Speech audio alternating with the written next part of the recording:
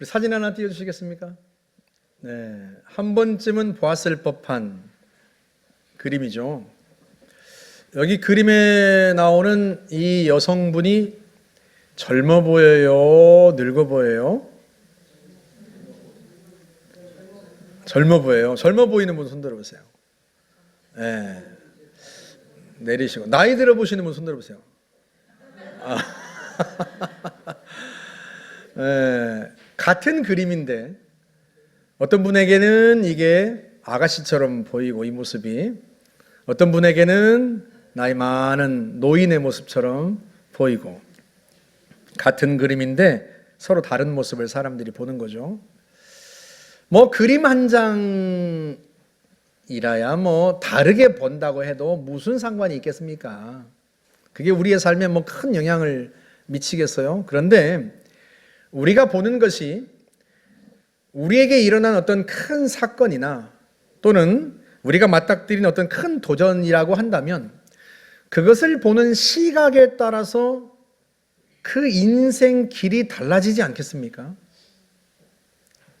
그러니 어떻게 보느냐 하는 게 얼마나 중요해요. 한 실례를 들어볼까요? 한 소녀가 있었는데요. 구두 공장에서 일하던 아버지는 외환위기 때, IMF 때 실직을 당하고 뇌출혈로 쓰러졌습니다. 설상가상으로 어머니는 생활고에 시달리다가 어린 두 딸을 두고 집을 나갔어요. 이 10대 소녀가 자기와 언니만 남은 거죠. 아버지는 누워있고 오갈 데가 없고 도움을 얻을 데도 없고 인생이 막막해진 겁니다. 여러분이 이 소녀의 입장이 되었다고 한번 생각해 보세요. 사실 우리가 맞닥뜨린 현실도 그리 다르지 않습니다. 10대 소녀가 감당하기 버거운 현실이나 또는 40, 50대가 감당하기 버거운 현실이나 나이와 상황만 다르죠. 짊어져야 할 짐의 무게는 동일하잖아요. 그러니까 이 소녀의 입장에서 우리가 서보잔 말이죠. 과연 이 암담한 현실을 이겨낼 수 있을까? 여러분, 이 현실에서 암담함만 본다면, 절망만 본다면 이 소녀가 이 현실을 어떻게 극복할 수 있겠어요? 이 암담한 현실에서 뭔가 다른 걸 볼 수 있어야 이 소녀의 인생이 다른 길로 펼쳐질 수 있지 않겠습니까? 그렇다면 분명히 보는 시각에 따라서 우리 인생의 길이 달라지는데, 어떻게 하면 우리가 그 현실 너머의 진실까지 볼 수 있을까? 그 현실 너머의 그 진실을 볼 수 있는 눈을 우리가 어떻게 가질 수 있을까? 그걸 가져야 우리의 인생이 달라질 수 있단 말이죠. 감사하게도 오늘 바울의 설교에는요, 그 현실 너머의 진실을 볼 수 있는 그 눈을 얻는 방법을 우리에게 가르쳐 줍니다. 우리가 읽은 사도행전 13장 15절부터 다 읽진 않았습니다만 41절까지의 이 말씀은요, 바울이 비시디아 안디옥에서 유대인 회당에 들어가 앉아서 그때 했던 설교입니다. 그 설교 한 대목 한 대목을 다시 한번 살펴볼까요? 먼저 17절 전반절부터 한번 보십시다. 이 이스라엘 백성의 하나님이 우리 조상들을 택하시고, 하나님이 이스라엘의 조상인 아브라함과 이삭과 야곱을 선택하셨다. 그 내용이잖아요. 이게 어디에 나온 내용이죠? 성경 창세기. 창세기 성경을 이 한 문장으로 요약한 거예요. 그 다음 절 보시겠어요? 애굽 땅에서 나그네 된 백성을 높여 큰 권능으로 인도하여 내사. 이게 어디 내용입니까? 출애굽기의 내용이죠. 그 다음 18절부터도 한 절 한 절 한번 볼까요? 광야에서 18절 약 40년간 그들의 소행을 참으시고. 어디 성경입니까? 민수기입니다. 성경 각 권을 이 한 문장으로 묘사하고 있는 거예요. 요약하고 있는 거죠. 그 다음 19절 가나안 땅 7족속을 멸하사 그 땅을 기업으로 주시기까지 약 450년간이라. 어디 내용입니까? 여호수아, 가나안을 정복한 이야기, 여호수아서입니다.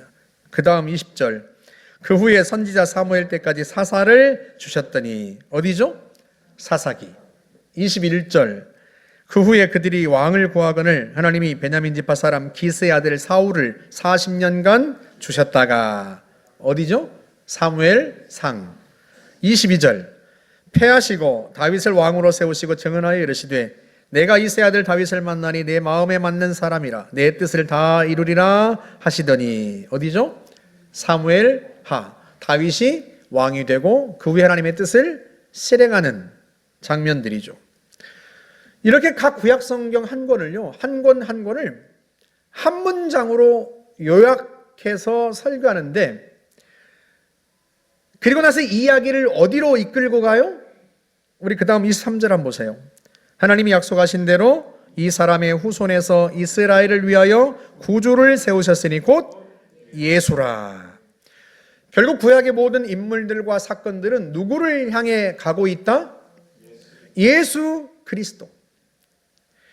아브라함에서부터 시작하여 다윗에 이르기까지 그 모든 이야기는 마치, 그 인물들과 사건들은 마치 예수 그리스도라는 관역을 향해 날아가는 화살 같다는 거예요.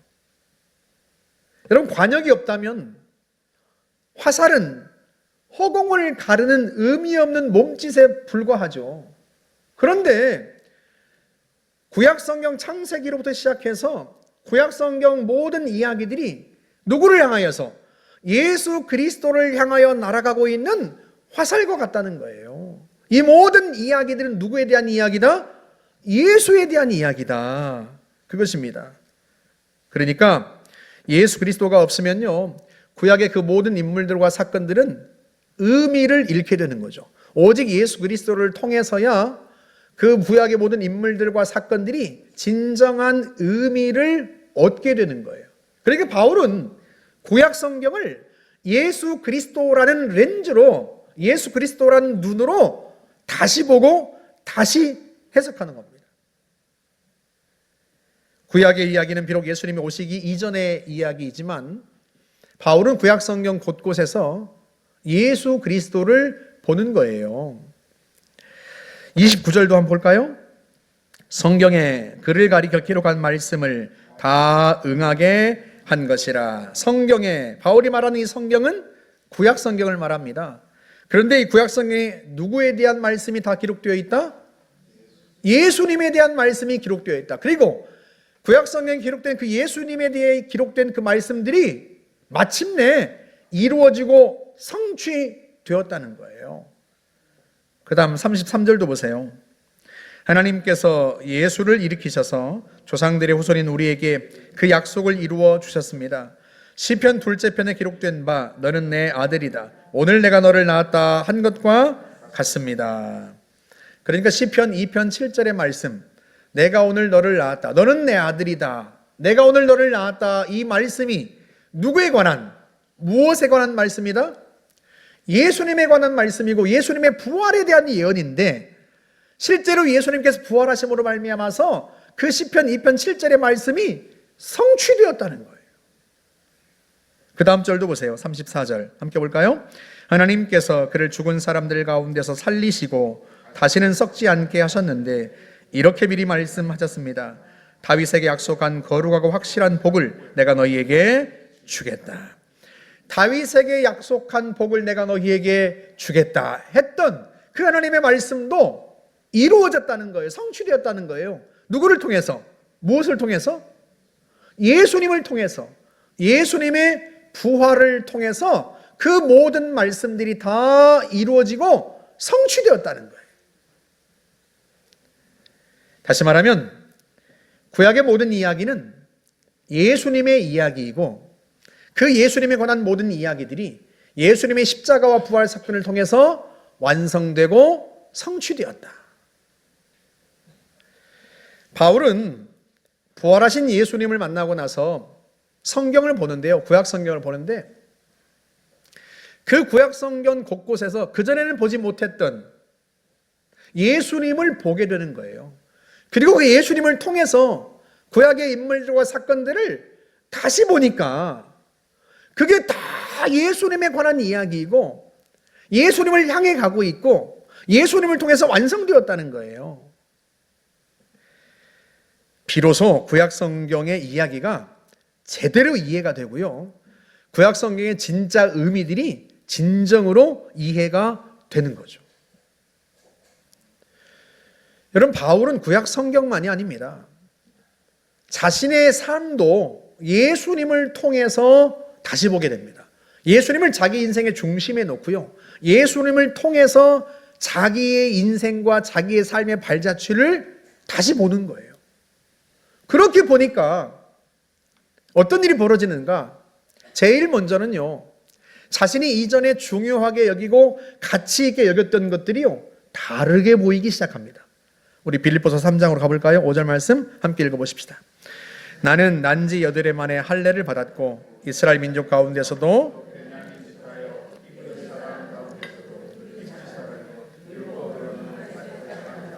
열성으로는 교회를 박해한 사람이요 흠잡힐 데가 없는 사람이었습니다. 이게 무슨 말인가 하면 자기는 어려서부터 엘리트 코스를 밟아온 순혈 엘리트였다, 이런 의미입니다. 지금으로 치면 어려서 영어 유치원을 나와가지고 사립 초등학교에 들어가서 그 다음에 국제 중고등학교를 거친 후에 서울대학, 하버드를 거친 진짜 순수 엘리트다, 뭐 이런 의미예요. 그런데 그게 자기의 자랑이고 자부심이었는데요, 부활하신 예수님을 만나고 예수라는 렌즈를 통해서 다시 보니까요, 이게 다르게 보이는 거죠. 그 다음 절 보세요. 나는 그리스도 때문에 모든 것을 잃었고 그 모든 것을 오물로 여깁니다. 예수님을 통해서 보니까요, 그동안 자기가 자부심을 갖고 자랑 삼았던 자기의 가문, 자기의 학벌, 이 모든 게 전혀 중요하지 않아요. 중요하지 않은 정도가 아니라 가치가 없어요. 무가치예요. 마치 오물 같아요. 예수를 통해서 보니까 세상이 이전과는 전혀 다르게 보이는 거죠. 이게 얼마나 놀라운 능력이고 이 시각이 얼마나 놀라운 것인지요, 고난조차도 다르게 보입니다. 우리 고린도후서 1장 8절로 가볼까요? 형제 자매 여러분, 우리가 아시아에서 당한 환난을 여러분이 알기를 바랍니다. 우리는 힘에 겹게 너무 짓눌려서 마침내 살 희망마저 잃을 지경에 이르렀습니다. 우리는 이미 죽음을 선고받은 몸이라고 느꼈습니다. 이제는 정말로 죽는구나, 그렇게 느낄 정도로요, 그 고난과 환난이 굉장히 힘들었던 거예요. 마치 사형 선고를 받은 것 같았다는 거예요. 그런데요, 예수님을 통해서 보니까 이게 사망 선고가 아니라 하나님의 메시지로 들리는 거예요. 어떤 메시지? 죽은 자를 살리시는 하나님만 의지하라는 그 메시지, 그 메시지로 들리는 거예요. 그는요, 환난을 통해서 진정으로 하나님을 신뢰하는 법을 배우기 시작하는 거죠. 여러분, 우리도 그렇습니다. 사실은 우리가요, 이젠 정말 죽는구나 하고 생각되는 것 같은 그런 극심한 고난을 만나기 이전에는요, 우리가요, 하나님을 의지하고 하나님을 믿는다고 하면서도요, 한쪽으로는요, 보험을 들어놓은 게 있어요. 마지막 남겨놓은 내 재산, 마지막 비빌 언덕, 그게 있습니다. 내가 전적으로 하나님을 의지하기보다는 하나님을 의지한다 하면서도요, 내가 의지할 수 있는 재산이 있고, 내가 의지할 수 있는 인맥이 있고요, 내가 의지할 수 있는 지혜가 있어요. 우리는 그렇게 살아갑니다. 그런데 어느 날 내가 어려운 일을 당했는데요, 고난이 나에게 닥쳤는데, 이게 그동안 내가 의지하고 있던 비빌 언덕이었던 그 모든 것들이 다 무용지물일 만큼, 아무 힘이 되지 않을 만큼 이 고난이 크단 말이에요. 내 능력, 내 재산, 내 인맥, 내 학벌, 그 어떤 것으로도 감당할 수 없는 고난, 이 모든 것으로도 도무지 감당하기 어려운 극심한 고난이 내 인생에 닥치니까요, 그게 다 무용지물이 되는 거죠. 그때 하나님의 메시지가 들려오기 시작하는 거예요. 죽은 자를 살리시는 하나님을 의지하여라. 그 고난이 마치 확성기처럼 그 고난을 통해서 하나님의 메시지가 큰 소리로 들려오기 시작하는 거예요. 그 고난 속에서 비로소 진짜 하나님을 믿는 믿음이 뭔지를 알아가고 배워가는 거죠. 여러분, 금을 비유로 한번 들어볼까요? 그러니까 18K도 금이라고 하잖아요. 우리 큰아들이 우리가 반지가 없으니까 우리 부부에게 이 금반지를 해줬어요. 몇 달 전에. 근데 이 금반지가요 14K입니다. 우리 아들이 뭐 돈이 없으니까, 학생이 무슨 돈이 있겠어요. 자기 딴에는 우리 엄마 아빠한테도 반지를 하나 해주고 싶다 해서 자기가 모았던 용돈을 깨가지고 이걸 사준 거란 말이죠. 이 14K가 그래도 이게 금반지입니다. 왜 우리가 금반지라 불러요? 금이 58.5%가 들어가 있어요. 나머지는 다른 금속으로 메워져 있어요. 18K는 75%가 금입니다.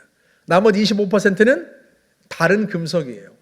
그래도 우리가 14K 반지, 18K 목걸이 우리가 차고 있어도 다 그걸 뭐라고 불러요? 금반지, 금목걸이라고 부른단 말이에요.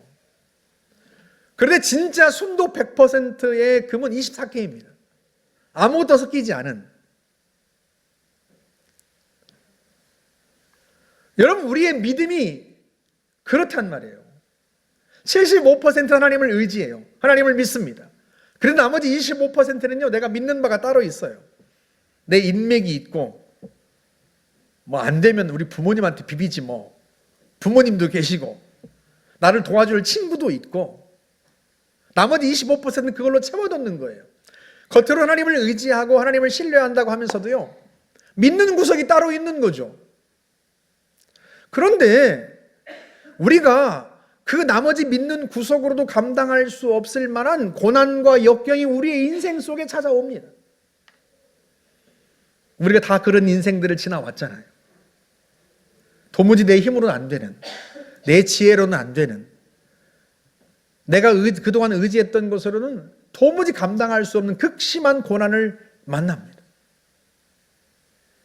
저도 그런 고난을 통과해 왔고요. 그 고난 앞에 서니까요, 다른 건 아무것도 다 소용이 없어요. 그동안 내 주변에 있던 사람들도 다 나에게 힘이 되지 못해요. 부모님도 나에게 힘이 되지 못합니다. 그때 우리는요, 전적으로 하나님밖에 의지할 리가 없다는 것을 알고 하나님 앞에 무릎을 꿇게 되는 거예요. 하나님, 나를 살려주십시오. 순도 100%의 믿음의 순간으로 하나님 우리를 끌어올리시는 거예요. 언제? 극심한 고난의 현장에서. 그러니 우리가 뒤집어 보면 그 고난, 나를 죽일 것 같은 고난인데, 내 인생을 끝장낼 것 같은 고난인데, 내가 어떤 것으로도 그 고난을 이길 수 없을 것 같은데, 그래서 이런 고난이 왜 나에게 닥쳤을까 하고 너무 속상하고 너무 절망적이고 너무 낙심이 되는데, 이게 어느 순간 뒤집어 보니까요, 순도 100%의 믿음으로 나를 끌어올리시는 하나님의 메시지로 들리는 거예요. 죽은 자도 하나님은 살리십니다. 너는 그 하나님을 의지하여라. 그 메시지로 들리는 거죠. 평생 경험해보지 못했던 순도 100%의 믿음이 그 순간 내 속에 일어나는 거예요. 할렐루야. 그러니 여러분, 고난이 바울의 말대로 축복이지 않겠습니까? 우리 그 다음 절 보시겠습니까? 하나님께서는 이렇게 위험한 죽음의 고비에서 우리를 건져주셨고 지금도 건져주십니다. 또 앞으로도 건져주시리라는 희망을 우리는 하나님께 두었습니다. 바울이 이 편지를 쓸 때는요, 그 죽음과도 같은 고난이 지나간 후입니다. 그 죽음과도 같은 고난에서 건져주셨어요. 어떻게 건져주셨어요? 순도 100%의 믿음으로 하나님 앞에 엎드렸단 말이에요. 그랬더니 하나님이 건져주셨어요. 지금은 그 고난이 지나갔습니다. 그런데 뭐라고 말해요? 지금도 건지신다. 이게 무슨 말이에요? 고난은 지나갔고 평강이 찾아왔는데, 그런데 지금도 건지신다고 고백합니다. 다른 말이 아니에요. 자신과 매 순간 단 1분 1초도 뛰지 않고 매 순간 지금 자기와 함께 계시는 주님이 자기 눈에 보이는 거예요.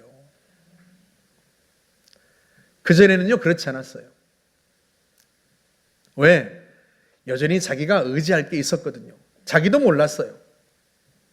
자기가 의지하는 학벌, 지혜, 가문, 로마의 시민권, 이런 것들이요 아무것도 아니라고 생각했는데 살아가다 보니까 그게 어느 정도 작용을 하고 있었던 거예요. 나는 아니라고 했지만 그는 인생을 살아가는 동안 그런 것들이 자기에게 비빌 언덕이 되고 있었던 거예요. 그런데 그런 것조차 아무 소용이 없게 된 극한 고난을 겪어보니까요, 비로소 하나님을 전적으로 의지할 수밖에 없는 믿음의 순간으로, 믿음의 현장으로 하나님 나를 몰아가시는 거예요. 그렇게 주님을 신뢰하니까 그 죽음 가운데서 하나님이 자기를 건지신 거예요. 그리고 그 건지신 하나님이 그 후로도 매 순간 자신과 함께 인생길을 걸어가는 게 보이는 거죠. 당연히 앞으로도 건지실 것이다 고백하는 겁니다. 서두에 말씀드렸던 그 소녀의 이야기로 한번 돌아가 볼까요? 여러분, 10대 소녀가 감당하기에는 너무나 버거운 현실 아닙니까? 그런데 이 소녀가 어찌할 바를 모르고 있을 때 체육관 관장님이 찾아오셔가지고 이런 이야기를 했어요. 좋은 집안에서 태어나 행복하게 살았으면 너는 복싱을 안 했을 거고, 그러면 세계 챔피언 꿈도 꾸지 않았을 거다. 이 관장이요, 이 소녀, 10대 소녀의 현실을 바꿔줄 수는 없어요. 그런데 이 소녀의 현실을 보는 눈은 바꿔줄 수 있어요. 어떻게 보라는 거예요? 이 현실을 보고 낭망하지 말고 이 현실을 다르게 봐라. 어떻게? 이 현실이 네가 세계 챔피언이라고 하는 꿈을 향해 달려갈 수 있도록, 매진할 수 있도록 너를 몰아대는 기폭제로 봐라. 그렇게 이야기하는 거예요. 감사하게도요, 이 소녀가 그 관장의 말을 받아들입니다. 그래서요, 그 암울한 현실 속에서도요 열심히 운동을 합니다. 최선을 다해 운동합니다. 그 결과 2003년 국내 플라이급 챔피언에 오릅니다. 그리고 그 이듬해 2004년에요 18살의 나이로 세계 국제 여자 복싱협회 주니어 플라이급 챔피언이 됩니다. 세계 최연소 챔피언이 되었어요. 그뿐이 아닙니다. 거기서 도전을 멈추지 않고요, 더 나아가서 세계 복싱 연합, 여자 국제 복싱 협회와 같은 체급의 8개 기구의 타이틀을 전부 다 석권합니다. 8대 기구 통합 챔피언에 오른 거죠. 세계 최초예요. 이 여성 복서의 이름이 김주희입니다. 그녀를 지도했던 정문호 관장이 이렇게 말을 했어요. 주희의 밝고 긍정적인 성격과 강인한 정신력은 그의 신앙에서 비롯되는 것 같다. 김주희 시인이 어릴 때는요, 그냥 아무것도 모른 채 교회를 다녔다고 그래요. 그런데 성장하면서 절대자 하나님이 살아계신다는 것을 알았습니다. 특별히요, 자기가 당한 극심한 시련 속에서요, 그 하나님께서 살아계시다는 사실이 절절하게 느껴졌다는 거예요. 그래서 뭐라고 고백하는가? 시련이 오히려 감사하다. 그렇게 고백을 했습니다. 아버지는 뇌출혈로 쓰러지고 어머니는 집을 나가고, 여러분 그 현실이 감사할 게 뭐가 있겠습니까? 그런데요, 그 현실 속에서, 그 시련 속에서 비로소 살아계신 하나님을 그가 본 거예요. 만난 거예요. 그래서 시련이 감사하다는 거예요. 그 하나님을 통해서 다시 세상을 보니까, 다시 현실을 보니까요, 과연 그 관장님의 말대로 이 시련은 자기를 하나님이 주신 꿈을 향해 나아가도록 자기를 밀어붙이는 촉매제가 된 거예요. 이 얼마나 감사한 일이에요. 10대 소녀가요, 자기에게 닥친 그 암담한 현실을 축복으로 선물로 받아들일 수 있었다는 게 얼마나 기적 같은 일입니까, 여러분. 이게 특별한 은총 아니에요? 특별한 은혜 아닙니까? 그런데 사랑하는 여러분, 이 특별한 은총, 특별한 이 시각이 김조희 씨에게만 있는 게 아니라 우리 모두에게 하나님이 주십니다. 이 놀라운 시각을 하나님이 우리에게 주시고 이걸 얻을 수 있는 방법을 예수님께서 친히 말씀해 주셨어요. 우리 요한복음 8장으로 가볼까요? 31절 말씀. 그러므로 예수께서 자기를 믿은 유대인들에게 이르시되 너희가 내 말에 거하면 참으로 내 제자가 되고 진리를 알지니 진리가 너희를 자유롭게 하리라. 아멘. 주님이 누구에게 말씀하셨다고요? 자기를 믿은 유대인에게 말씀하셨다. 신자에게 말씀하신 거예요. 신자에게. 여러분도 다 신자잖아요. 예수님을 믿은 사람들이잖아요. 신자인데 그 신자에게 주님이 그 다음 단계, 하나님이 주실 그 다음 단계에 대하여 이야기하시는 거예요. 신자인데 아직 얻지 못한, 아직 획득하지 못한 것에 대한 이야기를 하시는 거예요. 하나님이 주실 것에 대한 이야기를 하시는 겁니다. 너희가 내 말에 거하면 진리를 알고 진리가 너희를 자유롭게 한다. 할렐루야? 네. 할렐루야? 네. 너희가 내 말에 거하면, 여러분, 거하면이라고 하는 헬라어 메노라고 하는 단어는요, 글자 그대로 살다, 머물다, 거주하다, 그런 의미예요. 여러분, 어디서 사세요?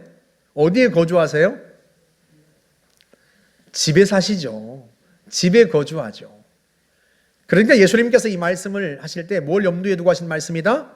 집을 염두에 두고 하신 말씀이에요. 예수님의 말씀이 집과 같다는 거예요.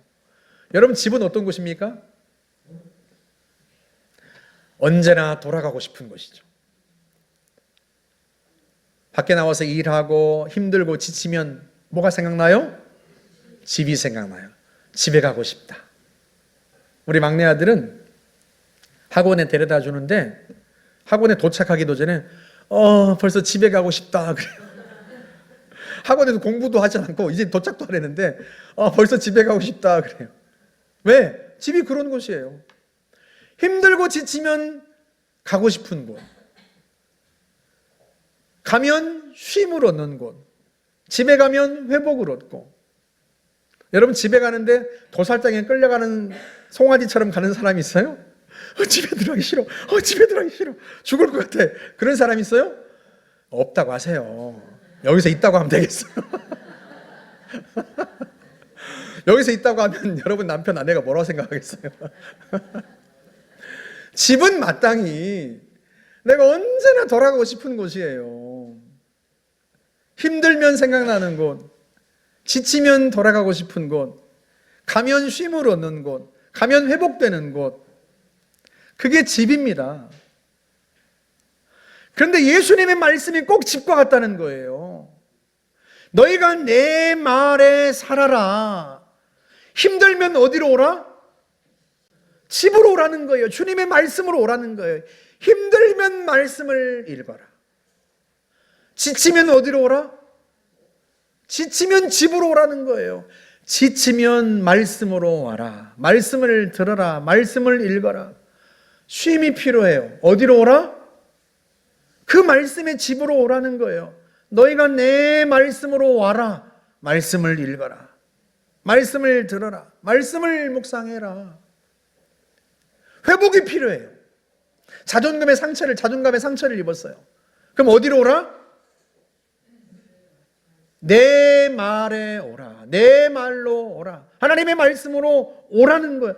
하나님의 말씀으로 오면, 주님의 말씀으로 오면 그 말씀이 우리를 살린다는 거예요. 우리의 자존감을 회복시키고 지친 육체에 쉼을 주고 회복을 주고 우리에게 용기와 소망을 준다는 거예요. 수고하고 무거운 짐진 자들아 다 내게로 오라.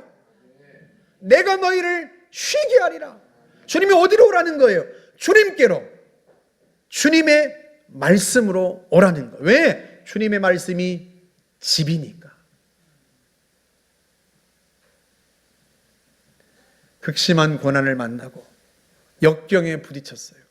두렵고 불안하고 염려가 되고 마음이 흔들리고 어떻게 살까 암담할 때 어디로 오라? 너의 집 말씀으로 오라. 그 말씀 속에서 주님이 기다리고 계신다는 거예요. 그 말씀으로 가면 주님께서 우리가 맞닥뜨린 그 현실 너머의 진실을 보여준다는 거예요. 내 말에 거하면 너희가 내 제자가 되고 진리를 알 것이다. 여러분, 그 진리라고 하는 걸 거창하게 생각하지 마세요. 여러분이 맞닥뜨리고 있는 그 현실의 본래의 의미를 알 수 있다는 거예요. 그 현실을 통해서 하나님이 뭘 보여주고자 하시는지 그 현실 너머의 진실을 알게 될 거라는 거예요. 그 진리를 알면 너희가 어떻게 될 것이다? 자유를 얻게 될 것이다. 말씀 속에서 우리는 주님을 만나요. 그 주님의 메시지를 들어요. 주님을 통해서 우리가 맞닥뜨린 현실을 보니까요, 그게 제대로 이해가 되기 시작합니다. 그리고 우리의 마음에 평강이 찾아오는 거죠. 왜? 주님이 내 인생을 주관하고 계세요. 주님이 내 인생을 이끌고 계세요. 주님이 그걸 말씀하고 계세요. 그 말씀을 들으니까요, 두려움과 불안이 사라지고요, 내 마음에 평강이 찾아옵니다. 자유함이 와요. 쉼이 되고 회복이 일어나고 어떤 역경도 맞설 수 있을 것 같아요. 용기가 생기고. 바울이 그런 거예요. 예수를 통해서 세상을 보고 예수를 통해서 자기가 맞닥뜨린 현실을 보고 그 속에서 주님을 통해서 진실을 그 현실 너머의 진실을 보게 되고 진리를 보게 돼요. 그러니까요, 주님이 이전에도 건지셨고 지금도 건지시고 앞으로도 건지실 게 믿어져요. 순도 100%의 믿음이 생기는 거예요. 그래서 바울이 마지막까지 자신의 사명을 완수하고 달려갈 길을 마칠 수 있었던 겁니다. 할렐루야, 할렐루야. 힘들 때 말씀의 집으로 오세요. 지치고 피곤하면 성경을 펴세요. 쉼이 필요하고 회복이 필요하면 말씀의 집으로 돌아가세요. 그곳에서 주님이 기다리십니다.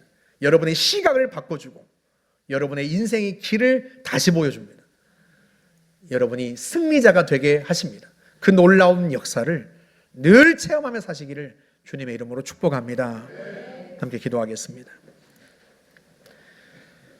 이 시간 기도할 때요, 주님의 말씀에 살겠습니다. 말씀으로 가겠습니다. 매 순간 주님을 통하여서 세상을 보고 주님을 통해서 우리의 현실을 보고 그 속에 주의 말씀을 듣고 용기와 소망을 얻겠습니다. 주님 역사하여 주십시오. 같이 한번 함께 기도하십시다. 자비로우신 하나님 아버지, 은혜를 감사합니다. 성령님 감사합니다. 우리에게 언제나 돌아갈 집을 주시오니 감사합니다. 힘들고 지치면 돌아갈 수 있는 집이 있으니 얼마나 감사합니까? 쉼이 필요하고 회복이 필요할 때마다 돌아갈 집이 있으니 얼마나 감사합니까? 암담하고 절망적인 순간에 하나님, 내가 돌아갈 집이 있으니 얼마나 감사합니까? 내게 용기를 주고 소망을 주는 집이 있으니 얼마나 감사합니까? 그 주님의 말씀의 집으로 우리가 돌아갑니다. 그 말씀 속에 주님이 계시고 우리에게 하나님 새롭게 깨우쳐 주시는 메시지가 계시고 세상과 현실을 다시 보게 하는 눈이 있으니 얼마나 감사합니까? 하나님 아버지, 그 말씀 속에서 주님을 통하여 세상을 다시 보니 넉넉히 이길 수 있을 것 같습니다. 하나님 아버지, 주님이 건지셨고 지금도 건지시고 앞으로도 건지실 것이 믿어집니다. 하나님 아버지, 은혜를 감사합니다. 전능하신 아버지 하나님, 그 눈을 가지고 세상을 살아갑니다. 예수를 통하여 세상을 봅니다. 예수님을 통하여서 내가 만난 사건과 내가 맞닥뜨린 현실을 봅니다. 하나님 아버지, 그 눈을 가지고 평생에 살아갈 수 있기를 바랍니다. 하나님 아버지, 그 눈을 가지고 주님과 함께 동행하며 살 수 있기를 원하고, 주님이 주시는 안식과 평강과 자유함을 누리며 매 순간 용기와 소망을 갖고 살아가기를 원합니다. 성령님, 우리를 도와 주옵소서. 하나님이 역사하여 주옵소서. 하나님이 이를 위하여서 매 순간 주님의 말씀을 펴니다. 주님의 말씀을 읽고 듣습니다. 말씀의 집으로 돌아갑니다. 힘들면 더더욱 하나님의 말씀으로 돌아갑니다. 하나님 아버지, 우리에게 말씀하여 주옵소서. 우리에게 주의 은혜를 부어 주옵소서. 주님을 우리에게 허락하여 주옵시고 그 주님을 소유하게 하여 주옵소서. 오 주님 감사합니다. 주님 감사합니다. 우리 자녀들을 위해서 한번 기도합시다. 우리 자녀들도 우리 못지않게 버거운 어려움과 고난을, 버거운 현실을 만나게 됩니다. 그때마다 아이들이 그 현실을 통하여 오히려 살아계신 하나님을 만날 수 있도록 매 순간 성경을 펴고 말씀을 읽고 듣는 부모를 보면서 그 고난의 순간에 자신도 성경을 펴고 하나님 말씀으로 돌아가서 그 말씀 속에서 자기를 이끄시고 책임지시고 말씀하신 주님을 만날 수 있도록 우리 아이들을 돌보아 주십시오. 같이 한번 기도하고 우리 수험생들을 위해서도 같이 한번 기도하겠습니다. 자비로우신 하나님 아버지, 우리 아이들을 붙들어 주시기를 바라고 원합니다.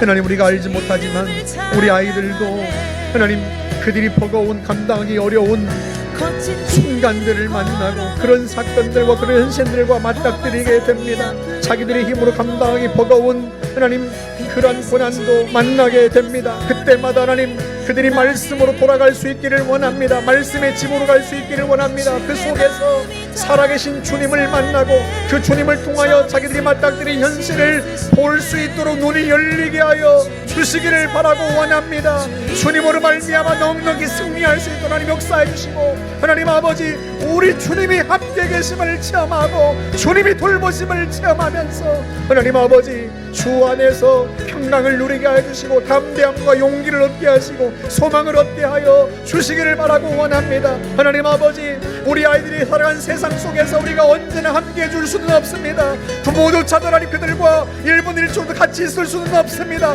그러나 하나님, 주님이 그들과 함께 계시오니 하나님 이끌으시고 인도하여 주시기를 바라고 원합니다. 무엇보다도 하나님 아버지, 우리 아이들이 살아계신 주님, 주의 말씀 속으로 돌아갈 수 있도록 하나님 역사하시고 감동하시고 이끄시기를 간절히 바라고 원합니다. 힘들고 지칠 때마다 말씀을 펴고 그 속에서 살아계신 주님을 만나고 주의 음성을 들으며 주님을 통하여 다시 세상을 보고 용기와 희망을 얻을 수 있도록 하나님 함께 해주시고 진정한 의미를 얻을 수 있도록 하나님 역사하여 주시기를 바라고 원합니다.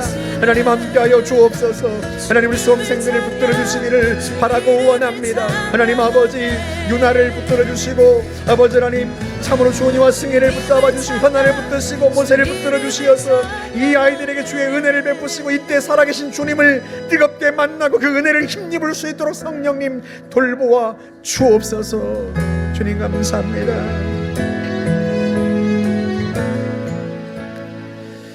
하나님 아버지, 참으로 우리에게 주의 말씀을 주시오니 감사합니다. 바울이 주의 말씀을 읽으면서 그 속에서 살아계신 주님을 보고 그 주님을 통하여 다시 세상을 보고 자기에게 닥친 어떤 고난과 역경도 넉넉히 이겨갔던 것을 우리가 봅니다. 우리도 힘들면 주님 말씀으로 돌아가고 지치면 주의 말씀을 펴고 쉼과 회복이 필요하면 그때마다 주의 말씀을 듣고 하나님 낙담되고 정말 현실이 암담할 때 그때 다시 말씀의 집으로 돌아가 주의 말씀을 듣습니다. 그때마다 우리를 기다리고 계시며 우리를 품에 안으시고 우리에게 말씀하시는 주님이 그 은혜가 체험되게 하여 주옵소서. 그 주님을 통하여 현실을 다시 보고 용기와 소망을 얻고 전능하신 하나님이 나를 건지셨고 지금도 건지시고 앞으로도 건지실 거라는 그 믿음으로 맞설 수 있도록 성령님 우리를 돌보아 주옵소서. 특별히 우리 아이들을 긍휼히 여겨주시기를 바랍니다. 하나님 아버지, 어떤 이들은 절대 빈곤, 절대 가난, 절대 고난을 겪지 못한 세대라고 깎아내리기도 합니다. 그러나 하나님 아버지, 우리 아이들도 자신이 감당하기 어려운 버거운 현실을 맞닥뜨리곤 합니다. 부모조차도 하나님 대신해 줄 수 없는, 맞닥뜨려 줄 수 없는 고난과 역경을 우리 아이들도 만납니다. 하나님, 그때마다 우리 아이들이 주님의 말씀으로, 말씀의 집으로 돌아가 그 말씀 속에서 살아계신 주님을 만나고 주님을 통하여 자신들이 맞닥뜨린 현실을 다시 보고 그 속에서 용기와 소망을 얻고 주님의 역사를 체험할 수 있는 우리 아이들이 되게 하여 주옵소서. 언제나 우리와 함께 하시고 우리를 이끄시는 주님을 찬양합니다. 우리를 통하여 하나님 영광 받아 주옵소서. 예수님의 이름으로 기도하옵나이다. 아멘.